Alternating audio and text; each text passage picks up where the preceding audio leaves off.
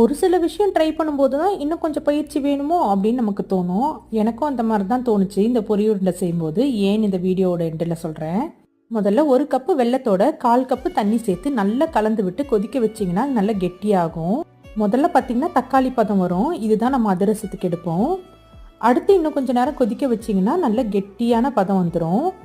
இதை தண்ணியில் ஊற்றிட்டு எடுத்து அமுக்குனிங்கன்னா நல்லா கெட்டியாக இருக்கும். அதுதான் பதம்.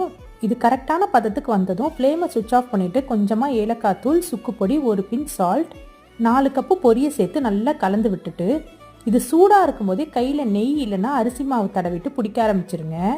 சூப்பரான பொரி உருண்டை ரெடி ஆகிடும். நான் இது எல்லாத்தையும் கரெக்டாக தாங்க பண்ணேன். ஆனால் இது பிடிக்கும்போது தான் எனக்கு சூடு தாங்காமல் கையெல்லாம் வெந்த மாதிரி ஆயிடுச்சு. மறுபடியும் அந்த பொரியை சிம்மில் வச்சு கலரி விட்டதும் இந்த மாதிரி உதிரியாக வந்துடுச்சு. வேற என்ன பண்ணுறது, அப்படியே சாப்பிட்டுக்க வேண்டியது தான். பொரி உருண்டை செய்யறதுக்கு பயிற்சி கண்டிப்பாக வேணும் தாங்க. பார்ப்போம் நாளைக்கு வேற ஒரு ரெசிபியோட.